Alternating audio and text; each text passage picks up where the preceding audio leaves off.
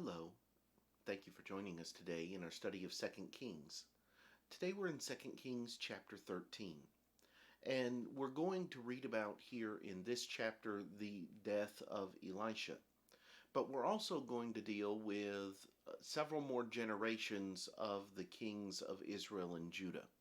Now, one of the things that can get confusing in this particular section is you have several characters that are being discussed who have similar names. You have Joash and Jehoash and Jehoahaz and various other things, and it's easy to start getting them muddled together. So we're going to try to help keep that from happening as we discuss especially our lessons from this chapter.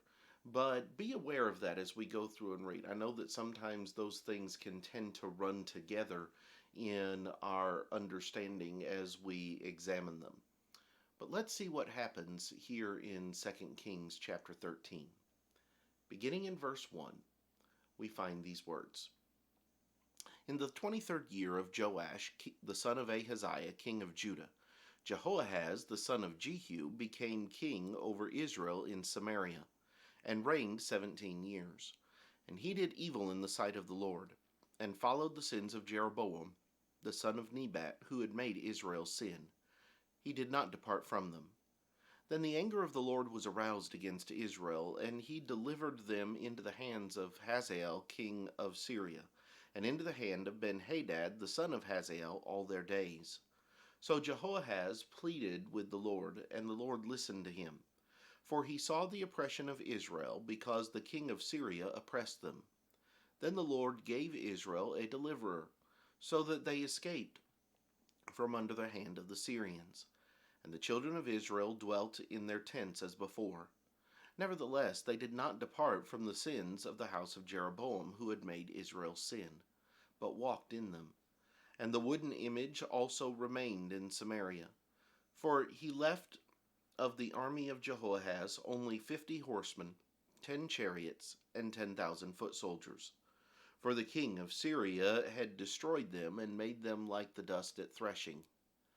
Now the rest of the acts of Jehoahaz, and all he did, and his might, are they not written in the book of the Chronicles of the Kings of Israel? So Jehoahaz rested with his fathers, and they buried him in Samaria. Then Joash his son reigned in his place. In the 37th year of Joash king of Judah, Jehoash the son of Jehoahaz became king over Israel in Samaria, and reigned 16 years. And he did evil in the sight of the Lord. He did not depart from all the sins of Jeroboam the son of Nebat, who made Israel sin, but walked in them.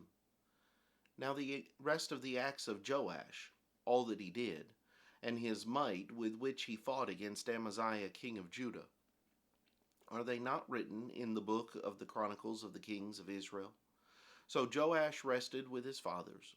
Then Jeroboam sat on his throne, and Joash was buried in Samaria, and with the kings of Israel. Elisha had become sick with the illness of which he would die.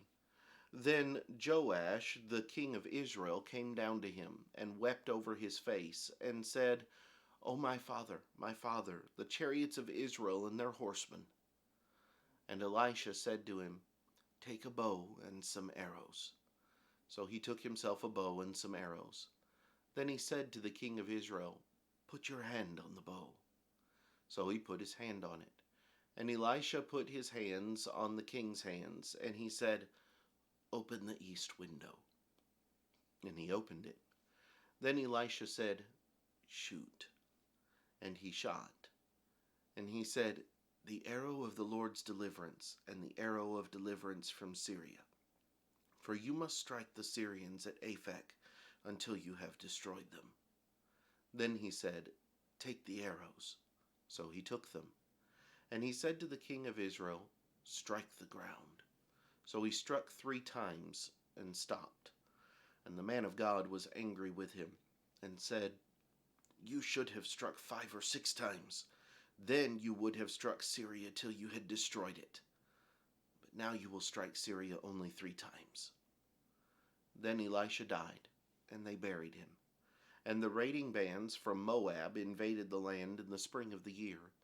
So it was, as they were burying a man, that suddenly they spied a band of raiders, and they put the man in the tomb of Elisha. And when the man was laid down and touched the bones of Elisha, he revived and stood on his feet. And Hazael, king of Syria, oppressed Israel all the days of Jehoahaz. But the Lord was gracious to them, had compassion on them, and regarded them, because of his covenant with Abraham, Isaac, and Jacob, and would not yet destroy them or cast them from his presence. Now Hazael, king of Syria, died. Then Benhadad his son reigned in his place. And Jehoash, the son of Jehoahaz, recaptured from the hand of Benhadad, the son of Hazael, the cities which he had taken out of the hand of Jehoahaz his father by war. 3 times Joash defeated him, and recaptured the cities of Israel. As we said before, there's a number of different names that are very similar sounding, and even some that are used interchangeably here in the chapter. So when we come back, we'll look at some of the things that transpire in the chapter. We'll try to help make sure we can sort out exactly who's doing what, when, and where, but also learn some of the lessons that are very important for us to see in this particular chapter. I hope you'll join us then. But until then, have a great day.